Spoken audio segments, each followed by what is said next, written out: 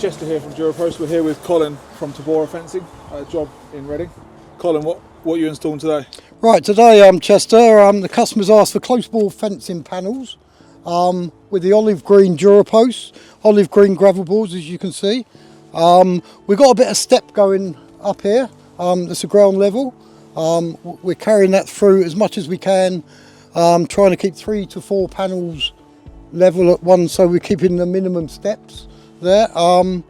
Yeah, so so far so good. How do you prevent panel rattle here with panels? Yeah, well, the good thing about the DuraPost is they've got screw holes around the back of the posts, so we can secure with the DuraPost screws, coloured as well.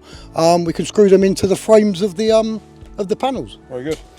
And what's the standard depth of hole you dig for these posts? Generally, it depends. I mean, behind here we've got a bit of a ditch going down, so we would use longer posts. But we've come away from the ditch, so generally we're about 600 mils for each hole. Is that different to concrete or timber? It's generally about what we use. It's the same for concrete and timber, 2 foot. And stepping or hills isn't a problem with panels. You just step it up as you. We can do, yeah. In this case, we're using the 3 metre top cap in here, so we're keeping it nice flowing along. If we're not using that, sometimes we can use the DuraPost caps, which come in the same colour as the posts and the gravel boards. That's good.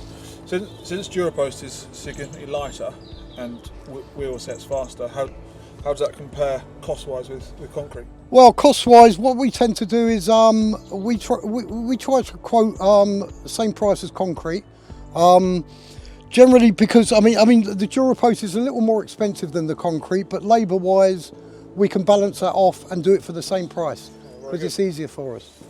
And do you recommend using matching composite gravel boards, or do you like timber or concrete? We do. We prefer to use the composite gravel boards. They're a lot lighter for us, and I think aesthetically they look great. You know, same colour as the posts.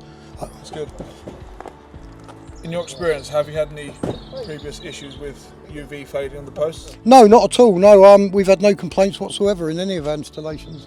That's very good. Sorry, how long have you been using DuraPost? For about 5 or 6 years now. So yeah, it's slowly picking up and it's becoming very popular. Good.